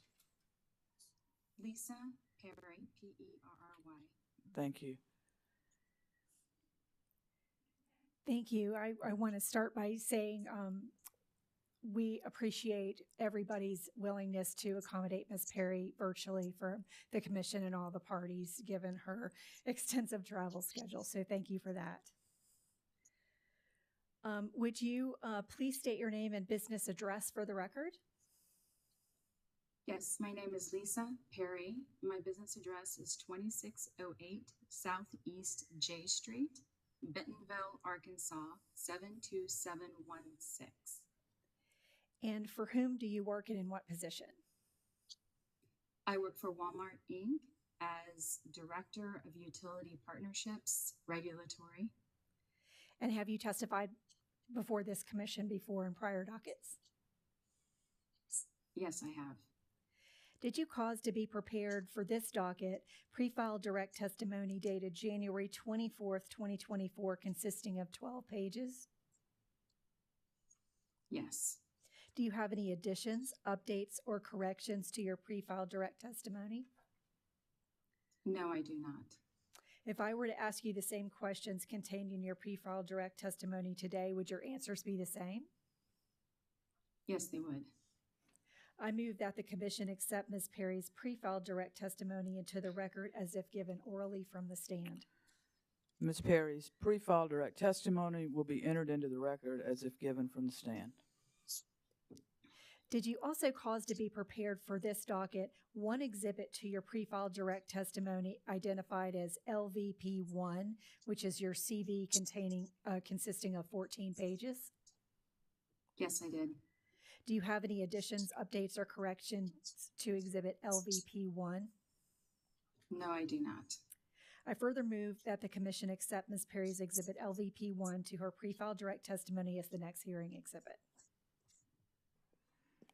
The exhibit accompanying Ms. Perry's pre-filed direct testimony and marked as Exhibit LVP1 will be marked for identification as hearing exhibit number 2 and admitted into the evidence of this case. Thank you. Ms. Perry, have you prepared a summary of your pre-filed direct testimony? Yes, I have. Would you please read that summary to the commission and the parties and council present? Yes. And before I get started on kind of launching into my summary, when I wrote this testimony, how I approached it, I really pondered to provide information that I thought would be helpful to the commission without overstepping the boundaries of my personal experience in transmission and in integrating resources within the transmission system. And so how I approached my testimony, and I'll give an outline and kind of go into more detail, is to basically share with the commission what Walmart's sustainability goals are, the fact that additional load is going to be coming onto the utilities systems, what customers like Walmart, what we want from the utility and from the system, how Walmart is trying to also be a part of the solution to this additional load, not just on the demand side, we've talked about that a lot, but also on the generation side. Some of the concerns that we have as we look towards being more of a generation side solution, and then how we kind of looked at an integration study and how it would help kind of address some of those concerns. And so our sustainability goals, and I know I've said this in testimony before this commission before, is that we want to be traditionally 100% renewable power by 2035. We have since changed that to clean power, recognizing that different technologies are coming on board like nuclear and hydropower. We are also looking to be carbon free from all of our operations, from our buildings, facilities, our fleets, 100% by 2040. Load is coming. And we've talked to utilities about this. We are electrifying our stores. We are starting to automate a lot of our equipment, not only within the stores, but also within our distribution systems, which will require a lot more power. We are providing public-facing EV charging equipment. We are also looking at electrifying and then having to charge our fleet. As we go through this, we are asking the utilities, like a lot of customers that have these sustainability goals, we want power to be affordable, we want it to be reliable, and we want it to be increasingly clean. And we understand what a heavy task that is going to be for everyone involved. So recently we announced in January, and this is also in my testimony, that in addition to our sustainability goals and sort of looking at ways that we can be a part of the solution, is that we want to have 10 gigawatts of new clean energy projects by 2030. 1 gigawatt of that is going to be on-site solar plus energy storage. I know we've already heard a lot about that from witnesses. And then 2 gigawatts of community solar, and that's across the United States.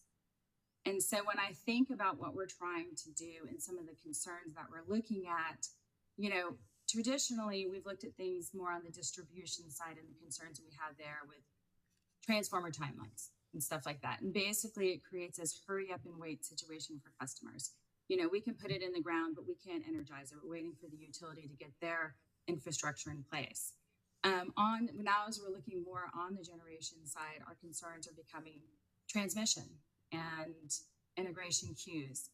And so we're looking at how can we kind of get ahead of some of those issues so we don't have the hurry up and wait problem. Like, we have a community solar installation ready to go, but we can't really integrate it into the transmission system yet. And so when I approached my testimony, we talked about the integration study on a very sort of broad scale and not to act as a judgment of anything that the utilities are doing right now, but to say to the commission that when we look at these integration studies, they really need to be very comprehensive, and they need to take into consideration not just what utilities are doing, but what customers are doing, and not just small projects. Customers are going to start doing larger and larger projects that will help manage the grid. Hold on, I've got some notes here. One of the commissioners, I believe it was Commissioner Thomas, had talked about the idea of a third party, maybe pooling and looking at each individual utilities integration study and making sure that it is taking consideration in everything that it should. I know some of the witnesses for Duke and Dominion talked about stakeholder processes and the things that they're already doing. And so really, I'm coming here today to make sure that, as the commission that oversees all of this, is that the integration studies they're getting the most bang for their buck. Because, the last witness was asked, well, who's going to pay for, if we have a third-party integration study, how much is this going to cost and who is going to pay for it? And I know it's hard to answer the question of the how much, but the who is the customers, and we're one of those customers too. And certainly as a customer, we don't want to pay for something that doesn't bring value. We get that. But we also want to make sure that these integration studies are comprehensive enough, that they are talking to customers and they are taking into consideration the customer resources that can be brought to the system, so that we're not sitting here waiting in these long interconnection queues when, as I think Chair Belcher kind of asked about, how can we be faster? How can we get speed to market? So that's the summary of my testimony, and I appreciate your time this morning, and also, again, the accommodation for allowing me to appear remotely. Thank you. Madam Chair, Ms. Perry is available for cross-examination by the parties and by the commission. Thank you, Ms. Eaton. Dominion Energy? No questions. SECEBA? No questions by SECEBA, but thank you, Chair Belser. Central Electric and the Electric Cooperatives? No questions. Duke Energy Carolinas, Duke Energy Progress? No questions, Chair Belser. Santee Cooper? No, ma'am, no questions. Office of Regulatory Staff? No questions. Commissioners, questions for the witness? Commissioner Caston? Thank you, Madam Chair, and I think I still have a minute. Good morning, Ms. Perry. Good morning. Thank you for participating. I think on page 11 of your testimony,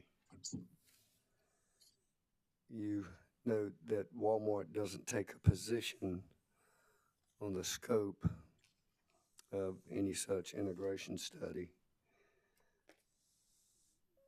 With that in mind, if you can, could you elaborate on, I guess, at least in your opinion, what would be the purpose of this study, or what outcome would you envision?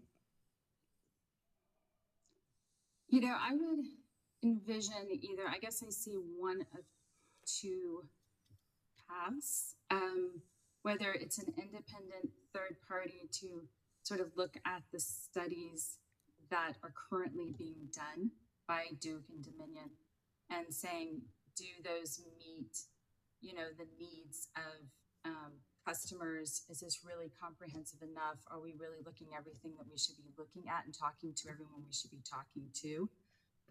Or even just, I don't know how I can't think of a better word, of auditing the studies that they do, because I understand, I guess there's some statutory requirements around them to begin with.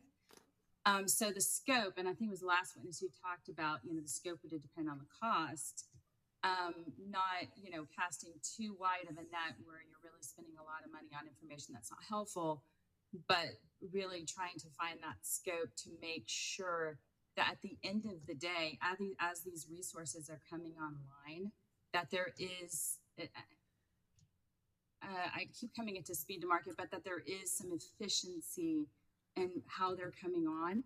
And also too, from a customer perspective, where should we be putting our projects? And I know, I believe it was Dominion's witness that was talking about heat maps. And that stuff is very helpful to us because, we have these initiatives across the United States and we have to decide where we're going to put them. And we're going to take into consideration a lot of different factors, but one of those will be the interconnection queues. One of those will be is how quickly online can we get like a community solar system up and running? Did that answer your question? It gives me your response. So yes, ma'am, it does. Thank you. And is it safe for me to assume that Walmart has at least a store in all of the service areas of the utilities in this docket? Duke Dominion, absolutely. In fact, we have several. And we are also in a lot of service territories for co-ops and municipal utilities and are also communicating with them as well. And I can also honestly tell you, I'm not sure a day goes by that I don't see a Walmart receipt from someone in my family.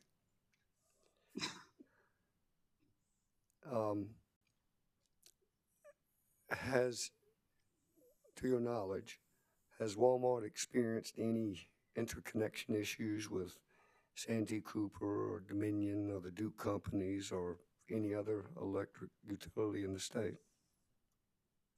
I don't have a specific answer to that because this initiative was just recently announced in January, and so we are still in the process of pulling that together. And I will also say too, we do have a good relationship with Duke and Dominion and with Santee Cooper, and we value that relationship, and we will certainly work with them individually. So as of right now, no, I cannot say that we are having any issues, but I can't say that we've tried. So my answer is a little bit of an I don't know.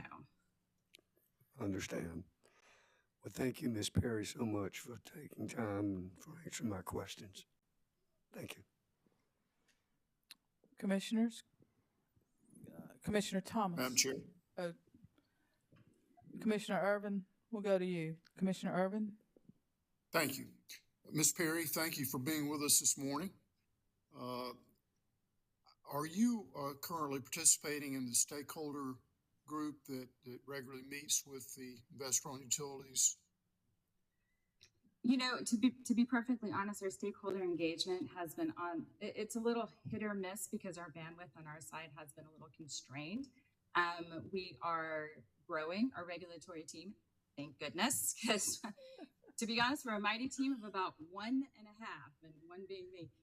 But that is definitely part of my goal as the director of regulatory is to become more involved in those stakeholder groups. I think they're an important process. That is a way for customers to get their voices heard. And like I said, we also do have individual conversations with the utilities as well.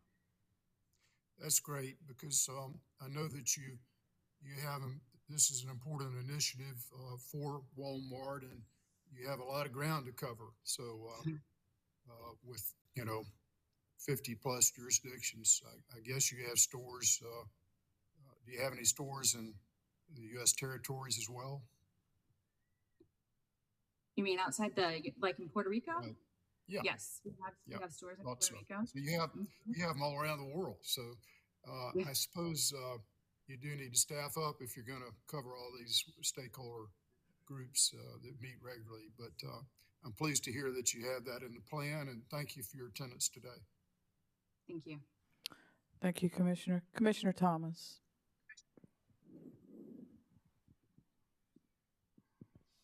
Thank you. Appreciate that. Ms. Perry, you mentioned community solar and Walmart, and I'm just wondering, what do you mean by community solar, and how does that relate to Walmart? Can you help me pull that together a little bit? Yeah, I think that's like the $100,000 question. Community solar is, it seems to be one of those terms that is starting to get, I think, a few different definitions or have at least a few varieties of them. One way that we're doing community solar, there are certain states, a lot in the Northeast, that have legislation that will allow a third party to build.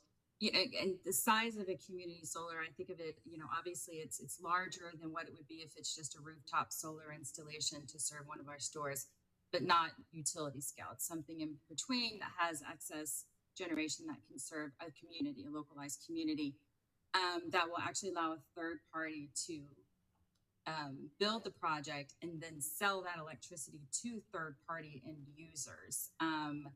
And in some of those, we are not actually the ones selling it, but we are hosting those projects. So, we have not only a lot of rooftop, but we have outlots. And so we work with third parties and trying to help with those different projects. And states that don't have that legislation, with community solar, we are looking at being the investor, not just with IOUs, but I said with munis and with co-ops as well, where we essentially provide the capital for the solar installation. And it's one more generation resource for the utility to be able to provide, to some of their customers in that service territory. And we've been in talks with different utilities about it, and there seems to be a lot of interest, like I said, from IOUs, munis, and the co-ops. So it seems like there's different flavors of it, and we're still a little bit new on the path, so we'll see how it all turns out. But I think there are going to continue to be different ways that you can do it. Okay, thank you. I appreciate that.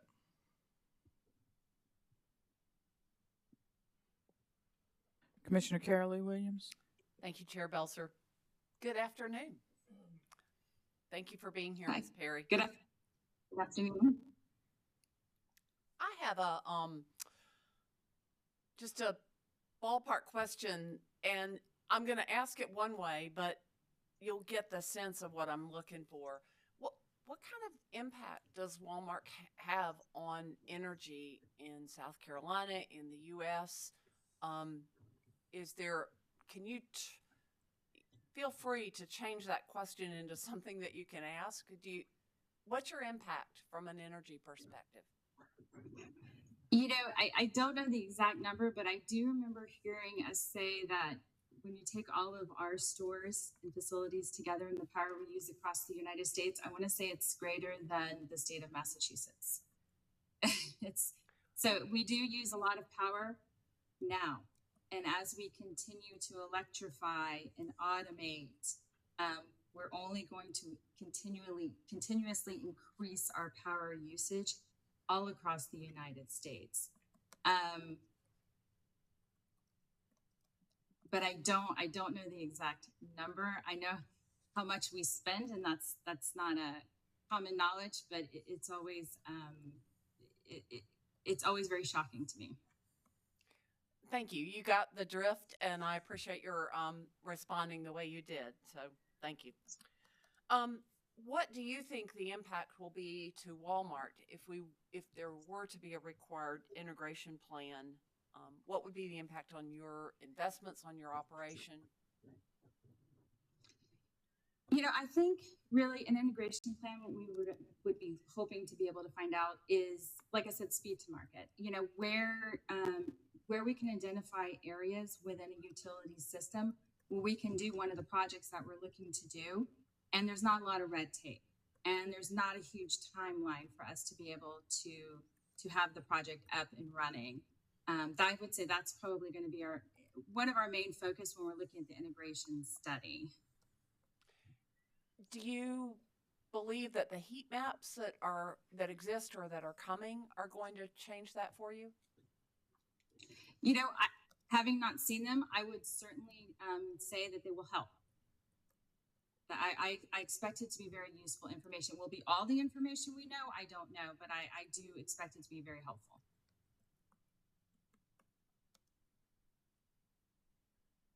And in your work, have you participated in other dockets in other states that have involved integration of renewable energy plans? And are there lessons learned that you can share with us? Oh, that is a really good question. You know, off the top of my head, I can't recall of an integration study type docket. I do know that we recently filed testimony in Georgia Power's updated IRP, and looking at sort of how they're going to meet their anticipated load. And a lot of what we talked about there is what I've talked about here as well. And just making sure that the customer is being seen as part of the solution to help balancing the grid.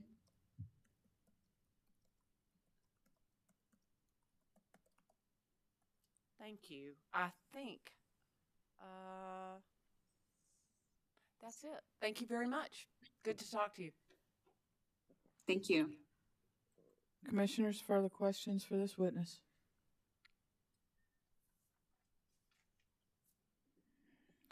Ms. Eaton, any redirect? Just a couple of questions. Ms. Perry, is Walmart currently a participant in some utility-led community solar programs, such as ones in Florida and or Georgia? Yes, yes, we are. And one of those is for Duke Energy, is that correct? Yeah, we're in a few. We're in one for Duke Energy Florida. We have one through Florida Power and Light. We also are in a couple through Entergy and a couple in different states. And are those programs generally directed, these utility-sponsored programs generally directed to being able to serve all the customers, including those such as municipalities, hospitals, low-income customers, residential renter customers, and all of those, to the extent that those customers are not able to install solar on their properties? Yeah, absolutely. And I think that was one of the big goals. I mean, to use utility scale resource that backs a program that's a voluntary program, but it's open to all customers. It's not just C&I. They open it up to residential, and they usually have low income carve outs so that they're guaranteed to not pay more for their renewable power. I think the first iteration of that was the Florida Power and Light, and then other utilities have since. And of course, they all have their own nuances because every state's going to be a little different. Every utility is different, but that's generally the gist of it. Sure. And Walmart would consider or would continue to support community solar programs like that. Is that correct? Oh, yeah, absolutely. Also, you got a question from Commissioner Carol Lee Williams regarding the power electric usage of Walmart in the state of South Carolina. Subject to check, would you agree that in your filed testimony you cite that on an annual basis Walmart currently consumes more than 231 million kilowatt hours from Duke Energy Carolinas, Duke Energy Progress, and Dominion Energy South Carolina? That sounds about right. Yep. It's always in the millions.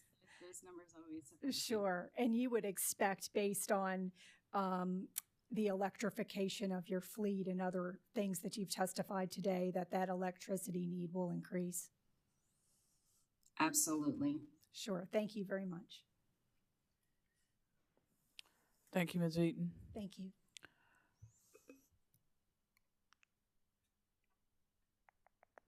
Ms. Perry, thank you for your testimony today. We certainly appreciate your appearance and your testimony, and you may stand down. All right, thank you. Thank you. Those are all the witnesses we have, I believe. Parties, is there anything further that you want to bring to our attention today? I don't usually ask that broad a question, but I will today. Okay, with that, I will ask that attorneys, before you leave, if y'all could get with staff counsel, talk about proposed orders if you have anything you want to submit, and get a date. And with that, we close this hearing. I thank you all for your appearance and, as always, your professionalism. And this hearing is adjourned. Thank you.